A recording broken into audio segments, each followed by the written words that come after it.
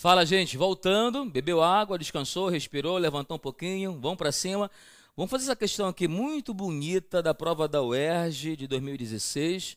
Questão boa, que envolveu conceitos de corrente. Vamos lá, vem comigo, olha só. Acelerador de partículas são ambientes onde partículas eletricamente carregadas são mantidas em movimento, como as cargas elétricas em um condutor. No Laboratório Europeu de Física de Partículas, o CERN, está localizado o mais potente acelerador em operação no mundo. Considere as seguintes informações para compreender seu funcionamento. Olha só, os prótons, ali são prótons, não? Estão livres, então eles podem acelerar facilmente, não estão presos, não? Podem se mover. Os prótons são acelerados em grupo de cerca de 3.000 pacotes, que constituem um feixe do acelerador. 3.000 pacotes em movimento. Esses pacotes são mantidos em movimento no interior ao longo de um anel de cerca de 30 km de comprimento. Então, o perímetro aqui desse anel, quando ele completa essa volta, esses pacotes com prótons, com milhares de prótons, eles percorrem 30 km. Cada pacote contém aproximadamente 10 a 11 prótons que se deslocam com velocidades próximas à da luz no vácuo. Estão acelerados ali, estão numa velocidade altíssima. Muito bem. A carga do próton é igual a 1,6 de 10 a menos 19 Coulomb e a velocidade da luz no vácuo é igual a 3 de 10 oitava metros por segundo. Nessas condições, o feixe do CERN equivale a uma corrente elétrica em ampere da ordem de grandeza de... Ele quer que você encontre o valor da corrente. Então, vamos pensar com carinho. Primeiro, quem seria a corrente elétrica? Corrente, vamos lá, quantidade de carga pelo tempo. Confere? Segundo, quem é essa carga elétrica? Vamos lá, é o número de cargas vezes a carga elementar, isso pelo tempo. Tudo bem até aí? Não te perde, vem comigo. Então, posso dizer que a corrente elétrica, para calcular, eu pego o número de elétrons, no caso aqui prótons, né? São prótons, vezes a carga elementar pelo tempo. Que tempo é esse? É o tempo que ele leva para completar uma volta. Então, ele fala que o pacote é que ele dá uma volta, fechando aqui a minha corrente. Mas ele não deu tempo. Muito bem, não deu tempo. Mas vamos lembrar uma coisa, ele nos dá velocidade. Isso é uma boa informação. Ele nos dá velocidade, nos dá comprimento. O que você acha de a gente fazer assim? Quem é velocidade? No espaço pelo tempo? Então quem é o tempo? Fala para mim. O tempo vai ser o espaço pela velocidade. Beleza ou não? Só ajeita aqui, ó. Então vamos fazer o seguinte, vamos lá. Quem é esse tempo aqui que a corrente leva para completar? Vamos lá, vai ser o espaço que ela percorre pela velocidade. Divisão aqui de fração, conserva o primeiro, multiplica pelo inverso do segundo, V vai subir, velocidade, N, carga elementar, isso pelo espaço. Uau, ficou bacana, né? Viu só? Vamos substituir os valores? Vem comigo. Qual é a velocidade com que os elétrons se movem aí dentro?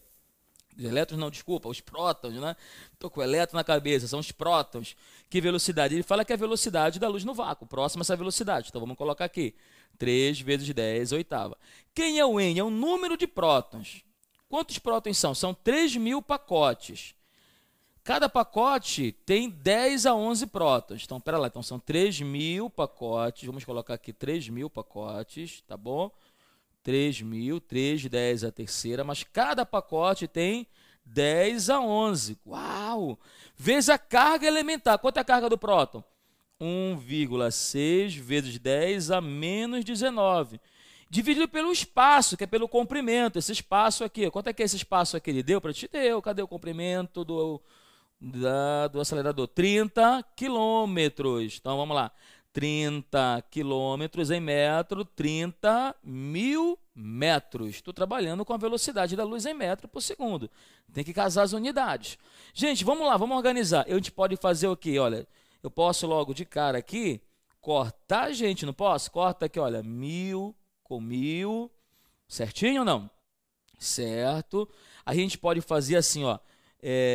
Quando você pega aqui, por exemplo, 10 a 11 com 10 a menos 19, vai dar quanto isso aqui? 10 a menos 8, não é isso? 10 a menos 8. Então, vamos continuar aqui. Fica como? Ó? Vamos sem pressa, vai. 3 vezes 10 a oitava. Aqui dá quanto? Né? 10 a menos 8. Opa, não esquece que lá em cima tem o 1,6. Tudo bem? Certinho? E ainda tem esse 3 aqui que eu não posso esquecer. Vou multiplicar logo então, bora multiplicar esse 3 aqui, ó. 3 por 1,6 dá quanto aqui? 4,8, tá bom? Isso tudo dividido por quanto ainda? Por 30. Fechou, pessoal? Maravilha. Olha aí. E aí como é que faz agora, ó? Olha que interessante. Quanto é que é isso aqui? 10 a oitava com 10 a menos 8. Sabe que isso daqui é 10 elevado a 0, que é 1, certo? Então esse povo aí vai sair, não vai? Não posso cortar esse pessoal aqui então? Vai dar 10 elevado a 0, que é 1, eu vou tirar. Então vai ficar como aqui? Aí você divide aqui, por exemplo, ó, dá uma olhadinha aqui com carinho, ó. 30 dividido por 3 fica 10. 4,8 por 10, quanto é que é 4,8 por 10? 4,8 por 10 dá 0,48 ampere. Está aqui a nossa corrente, 0,48 ampere. Uau! Mas ele não quer a corrente em si, ele quer a ordem de grandeza. Ordem de 0,48 ampere é mais próxima de quanto? 10 elevado a 0 é 1, 10 ao quadrado é 100, aqui é 10.000, aqui é 1 milhão. Isso aqui é mais próximo de quanto, pessoal? Isso é mais próximo de 1. Se é mais próximo de 1, a ordem de grandeza é 10 elevado a 0, que é 1. Tá certo? Então seria a resposta à letrinha o quê? Letrinha A. Legal, né? Tranquilo? Fechou? Questão muito boa. Bom, vamos lá, vamos para cima. O que são resistores? Resistores são componentes do circuito elétrico que possuem a finalidade de limitar a corrente elétrica. Tá? Eles possuem uma propriedade chamada de resistência. Então, resistores têm essa função de limitar a passagem da corrente. É muito comum em circuitos elétricos, quando você quer controlar a corrente, saber o caminho que ela vai seguir, nós usamos resistores e, às vezes, mais de um resistor. Fazemos o que nós chamamos de associação de resistores.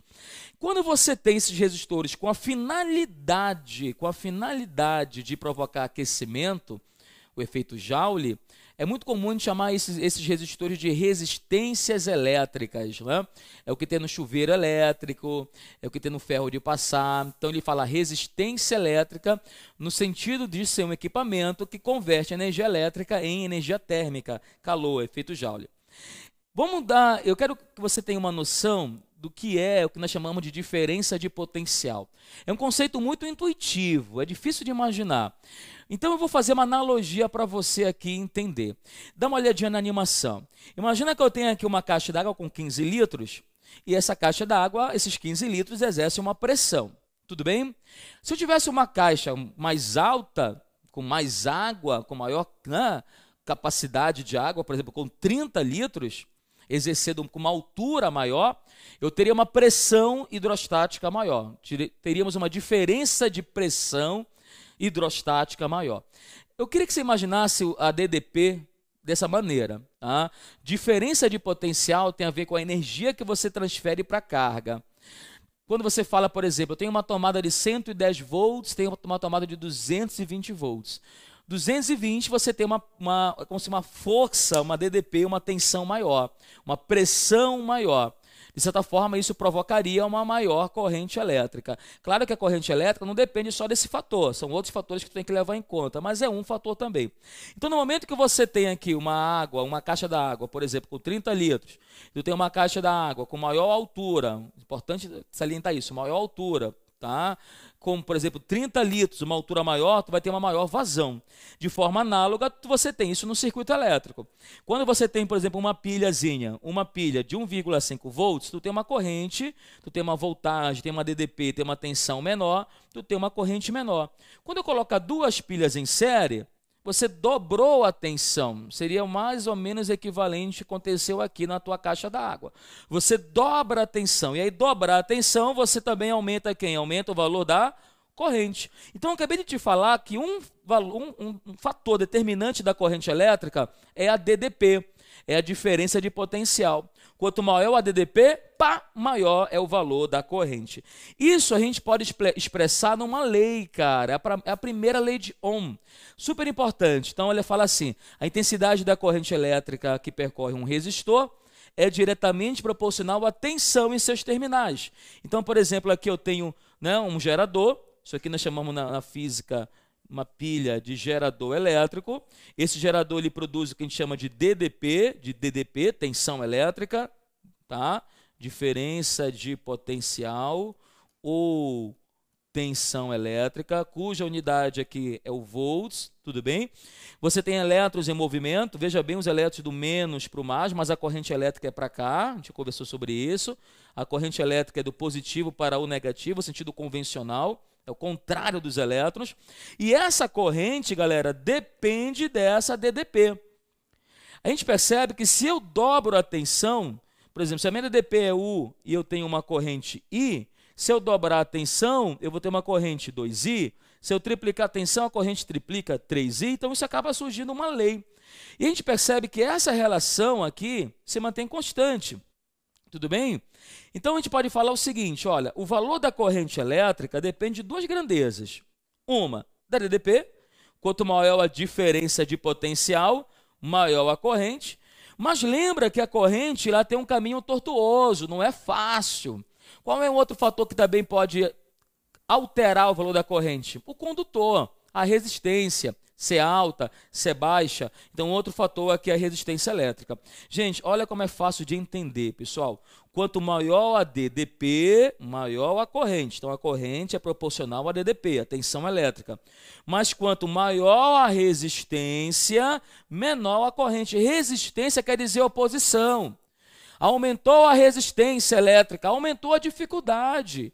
Leia a palavra, defina. Resistência, dificuldade, oposição, algo contra. Então, se a resistência aumenta, a corrente vai o quê? Vai diminuir. Tudo bem? A gente também pode falar, uma outra forma de definir isso daqui, é que essa razão, por exemplo, olha, DDP pela corrente, isso aqui, ó, quem é? Se eu trocar aqui a formulazinha, eu jogar, por exemplo, o R para cima e o I, fica assim, ó, é igual a R. Tá? Então, por exemplo, dobra a tensão, dobra a corrente, mas o R está lá constante. Tá vendo? Ó? Triplica a tensão, triplica a corrente. Quando essa resistência não muda, quando a resistência ela é constante, não vai alterar, nós falamos que você tem o que nós chamamos de resistor ômico. O que é um resistor ômico? O resistor ômico é um resistor onde a resistência não vai mudar. Tudo bem? Daqui a pouco a gente vai falar um pouquinho mais sobre ele. Aqui nós temos uma outra forma de escrever. É a mesma equação, gente. Tem gente que aluno olha, pô, qual é a fórmula que eu vou usar, professor? Eu uso essa, eu uso essa. Criatura, é a mesma fórmula. Eu só mudei a posição aqui, tudo bem? Corrente é U sobre R ou a DDPU R vezes I. É a mesma equação. DDP, unidade, volts. Corrente, já falamos sobre ela, ampere, e a resistência vai aparecer uma letrinha nova para a gente, que é essa letra, que é o ômega, que nós chamamos de ohm. Né? Vamos chamar de ohm, em homenagem a George Simon Ohm, que representa a resistência. Então apareceu essa letrinha bonitinha, olha como é que ela é linda essa letra, ó, do alfabeto grego, tá? Isso aqui representa a resistência elétrica, vamos chamá-la de ohm, beleza? Então, para não esquecer, DDP, volts, resistência em ohm, corrente em ampere. Valeu, pessoal? Vem comigo. Como eu te falei, um resistor ômico, o que é um resistor ômico? É aquele onde a resistência se mantém constante. Se a resistência não muda, se eu tenho uma DDPU, a minha corrente aí, DDPU, corrente I. Se eu dobro a tensão, o que vai acontecer? Dobra a corrente. Se eu triplico a tensão, o que vai acontecer? Triplica a corrente. Agora, caso a resistência não seja constante, o gráfico já muda, já não é uma reta, já é uma curva, já vai mudar. Então, quando a resistência é constante, o gráfico da DDP pela corrente é uma reta. A relação é linear, dobra a tensão, dobra a corrente. Se for um resistor não ômico, o que é resistor não ômico? É aquele que a resistência está mudando, está variando. Essa relação não se mantém. Eu não posso dizer que se eu dobro a tensão, eu dobro a corrente. Essa relação, ela perde a validade, tá bom? Beleza? Bom, aqui tem uma charge bem legal que mostra um pouquinho a ideia da primeira lei de Ohm. O que nós vimos? Que a corrente elétrica depende da DDP e da resistência. Então, quanto maior a DDP, olha a DDP aqui, ó, a voltagem, a tensão, né? DDP que dá a energia, que realiza ali, né, a força elétrica, que empurra. Quanto maior a DDP, maior a corrente. Correto? A corrente daqui é ampere, ó, é o elétron passando. Só que o outro cara aqui não quer que isso aconteça. Quem é quem quer impedir que a corrente passe? É a resistência em Ohm. Então, essa charge é bem legal. Se a resistência aumenta, a corrente diminui. Está achando bem legal a chargezinha aqui, ilustrando a primeira lei de Ohm. Vamos a uma questão? Vem comigo, vem comigo. Primeira questão aqui para a gente resolver. Os choques elétricos produzidos no corpo humano podem provocar efeitos que vão desde uma simples dor ou contração muscular até paralisia respiratória ou fibrilação ventricular. Tais efeitos dependem de fatores como a intensidade da corrente, a duração, resistência da porção do corpo envolvida. Essa corrente vai passar só pela mão, você vai passar de um braço para o outro, atravessar teu tórax, ou se passa pelo lado direito, ou não passa pelo coração. Então, todos esses fatores são importantes para determinar a consequência dessa corrente, o que ela vai gerar em você, né? Muito bem. Suponha, por exemplo, que um choque é produzido por uma corrente de apenas 4 mA. O que é 4 mA? O que esse mili quer dizer? 4 vezes 10 a menos 3 ampere. 4 miliampere. E que a resistência da porção do corpo envolvida seja de 3.000 ohms. Então podemos afirmar que o choque elétrico pode ter sido devido ao contato com o quê? O que gerou esse choque? Quando tu joga na fórmula aqui, vamos lá, o Ri, vamos descobrir. Porque ele fala aqui para você, olha, esse choque foi produzido por uma pilha de 6 volts, uma outra pilha de 1,5, outra de 6, a bateria de 12, uma descarga elétrica, uma tomada de 120. Então, na verdade, o parâmetro que ele está nos dando é a DDP. As informações que eu tenho aqui, que informações são essas? É a DDP, eu tenho que achar a DDP para descobrir. A DDP é a tensão elétrica. Então, a DDP vai ser, vamos lá, quanto é a resistência da porção do corpo? 3.000. Vou colocar aqui, 3.000 ohms. Quanto é a corrente que passou? 4 miliampere. 4 miliampere. 1.010 a menos 3. Pessoal, 3.000 com 10 a menos 3 vai dar 3. Aí fica 3 vezes 4. Diminui 3 casas, 1, 2, 3, aqui a vírgula, né? E aí 3 vezes 4, 12. Então essa corrente foi gerada por uma fonte de 12 volts. Quem é que tem 12 volts aqui? Vamos lá, 12 volts. Opa, letrinha C. Os contatos da bateria de um automóvel, letra C. Tranquilo, né? Aplicação direta da primeira lei de Ohm. Vamos a mais uma questãozinha aqui, vem comigo, ó. O choque elétrico é causado por uma corrente elétrica que passa através do corpo. Vários efeitos do choque podem ser observados dependendo da região do corpo que é atravessada pela corrente. A intensidade da corrente é, entretanto, o fator mais relevante nas sensações e consequências desse choque. Estudos cuidadosos desse fenômeno permitiram chegar aos seguintes valores aproximados. Vamos lá. Corrente de 1 a 10 miliampere, formigamento, aquela correntezinha gostosa, né? Eu falei gostosa porque eu fiz muita fisioterapia e o pessoal usava aqueles choques, eu adorava. De 10 a 20 miliampere já causa dor. Muito bem. De 20 a 100 miliampere, dificuldades respiratórias. A pessoa tem dificuldade até para respirar, porque tudo é contração, é músculo é impulso elétrico. Acima de 100 miliampere, contrações rápidas e irregulares do coração. O coração bate de forma descompensada, de forma irregular, que nós chamamos de fibrilação cardíaca, subperigoso isso aí, provavelmente fatal. Superior a 200 miliampere, graves queimaduras, parada cardíaca aí, é fatal. Vamos lá, a pergunta dele é a seguinte. O valor da resistência do corpo humano pode variar entre aproximadamente 100.000 ohms para a pele seca e 1.000 para a pele molhada. Olha a diferença, filhão. 100.000 para 1.000. Ou seja, nunca mexa no seu chuveiro elétrico. Eu estou aqui tomando, tem ninguém que faz isso. Está debaixo do chuveiro, a água está muito fria, aí ele vai lá e quer mexer. É muita coragem, é muito confiar na rede elétrica, na instalação. Não sei se teu chuveiro fizeram um aterramento, um fio terra legal, um aterramento certo. Se tiver carga ali, você molhado e pegar naquele chuveiro, uau, a carga vai para você. Não é verdade? Você vai pegar um choque com a pele molhada, com a baixa resistência da pele, estando molhada, a corrente vai ser alta. Tu vai levar o farelo, né? Vai ser um choque alto mesmo, tem que tomar cuidado. Vamos lá.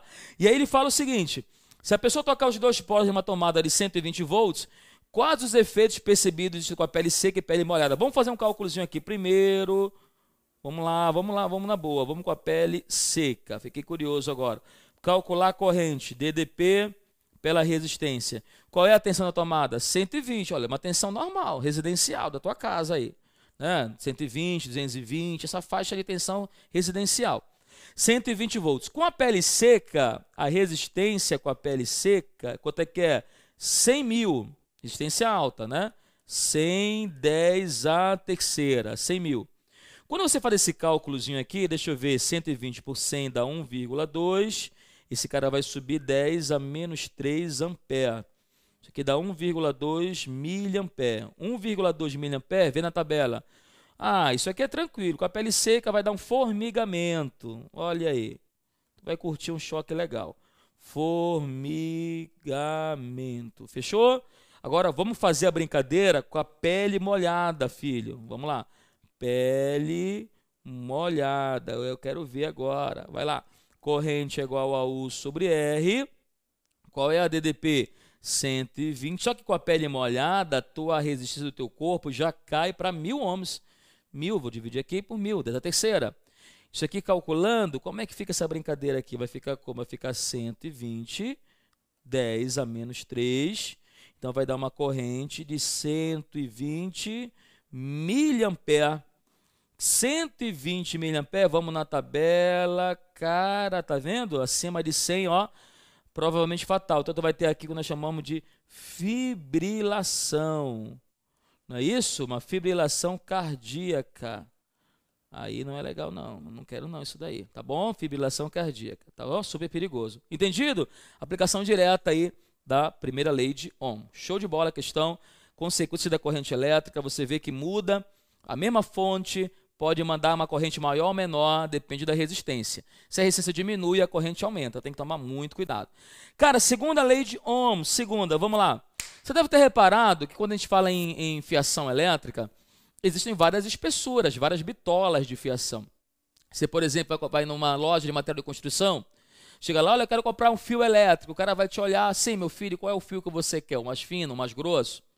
Por que isso? A minha pergunta é a seguinte: será que a fiação para ligar uma lâmpada, ela tem a mesma espessura do fio elétrico para ligar um ar-condicionado, um chuveiro elétrico? Claro que não, né, gente? Por quê? Porque esses equipamentos possuem potências diferentes e eles precisam de correntes diferentes. Então, se eu preciso de corrente diferente, eu não posso ter o mesmo condutor. E é isso que a segunda lei vai te explicar. Acompanha comigo. Aqui você tem, por exemplo, olha, vários fios. Alguns mais finos, outros mais espessos. E o que isso acaba influenciando? Na resistência do material, melhor, na resistência do condutor. Então, a segunda lei de Ohm, ela trabalha justamente nesse fator que é a resistência elétrica. Por exemplo, um fio que apresente uma área maior vai passar mais corrente. Então, por exemplo, tem dois fios aqui, o primeiro mais estreito, o segundo mais largo. Seria esse aqui, o primeiro, por exemplo, esse aqui seria o segundo.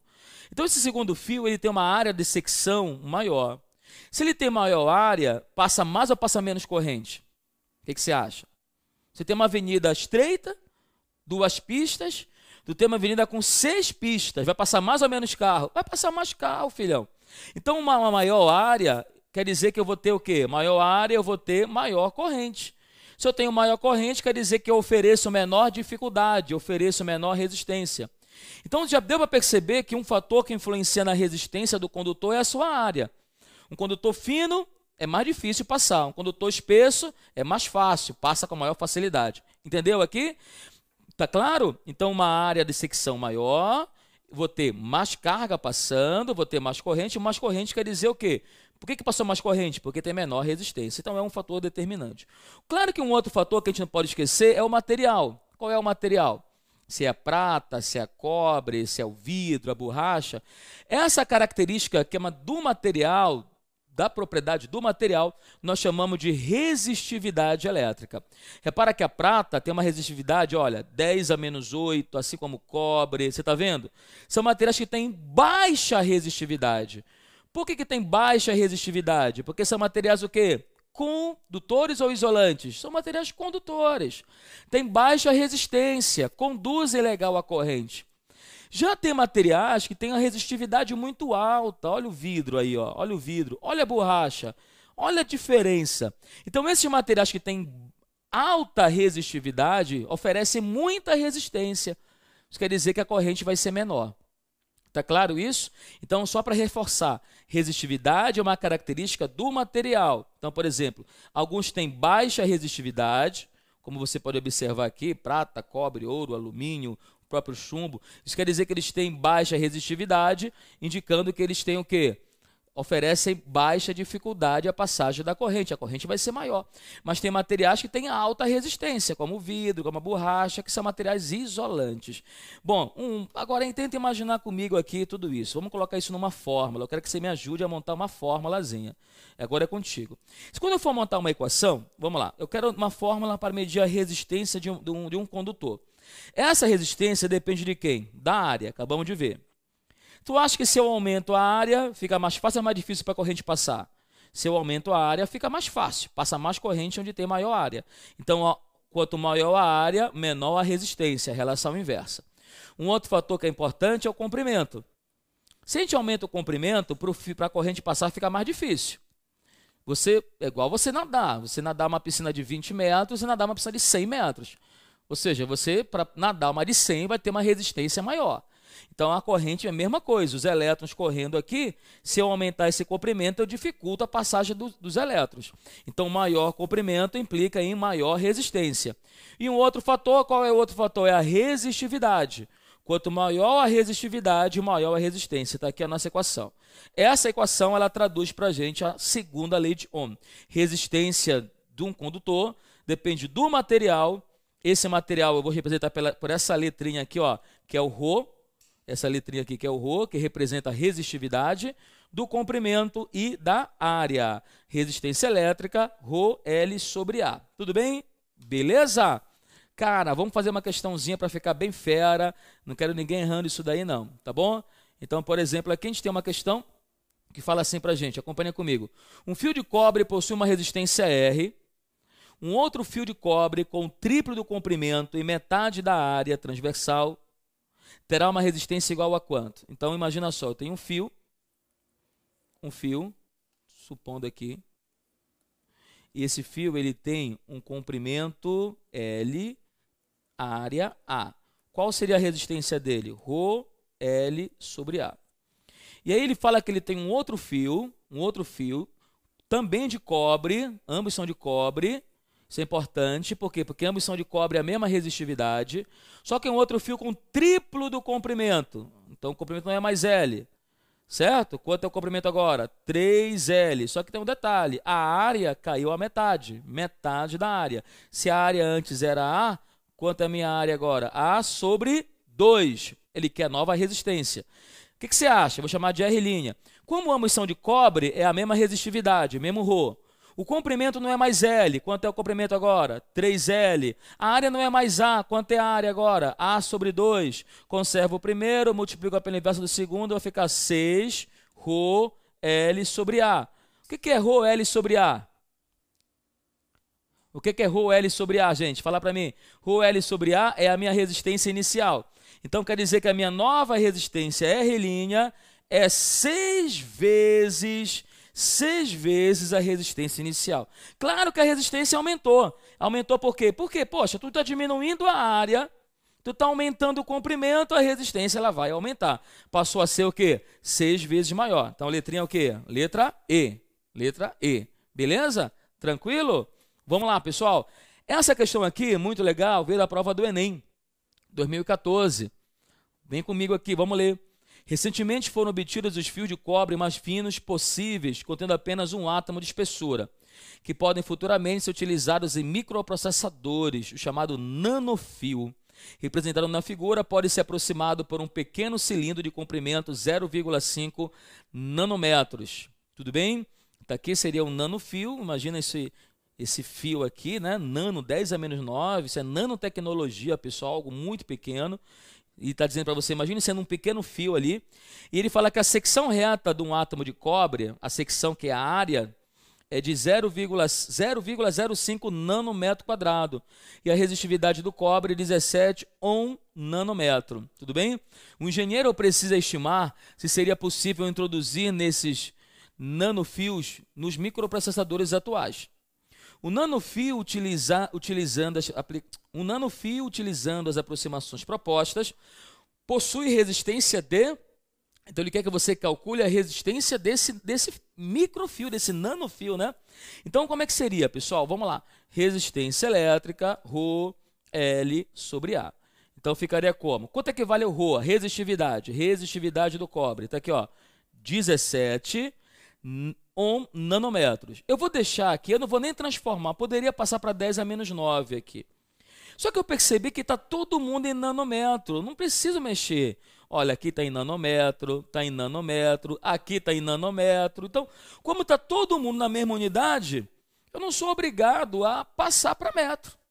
A não ser que eu tivesse um em nanômetro, outro em metro, outro em centímetro, eu teria que ajeitar. Mas está todo mundo casando as unidades. Está todo mundo em nanômetro. Não vou nem mexer aí. Quanto é a resistividade? 17 ohm nanômetro. Fechou? Comprimento do fio, 0,5 nanômetros. Quanto é a área da secção do fio, que é a área de um átomo aí praticamente? Né? Vamos lá. 0,05 nanômetros. Está clara a ideia, pessoal? Não, professor, não tem que ajeitar? Não precisa, meu querido. Não precisa todo mundo casando. Por exemplo, se você for fazer uma análise dimensional, você vai enxergar isso. Se eu pegar aqui, por exemplo, só para te mostrar aqui, vou fazer aqui, por exemplo, aqui, vamos fazer uma análise dimensional aqui no cantinho, ó. 17, é 17 o quê? 17 ohm nanômetro, tá bom? Aí tu tem 0,5 o quê? 0,5 nanômetros. E a 0,05, que é a área, qual é a unidade? Nanômetro quadrado. Não é isso? E aí o que vai acontecer? Se você olhar com carinho, você vai enxergar o seguinte. Tu tem nanômetro, aqui em cima com nanômetro, o que isso aqui vai dar? Nanômetro quadrado. Corta esse com esse, quem é que sobra? Ohm, que vai ser minha resposta, vai ser minha resistência elétrica. Então, por isso que eu estou te falando, não precisa mexer em ninguém. Está tudo lindo, as unidades estão compatíveis. Vamos lá, vem para cima aqui. 0,5 por 0,05, isso aqui vai dar 10. Dá 10 sim, dá 10. Aí tu vai multiplicar, quando você multiplica 17 por 10, dá quanto? 170 ohms. Está aqui a resposta.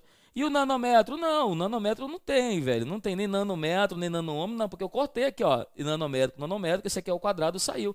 Quem sobrou aqui? O ohm. Essa é a resposta. 170 ohms, letrinha o quê? Letrinha E. Letrinha E. Beleza, pessoal? Então, fechamos aqui a primeira, segunda lei de Ohm, também corrente elétrica. Fica antenado, resolve as questões, baixa e até a próxima. Valeu, um abraço.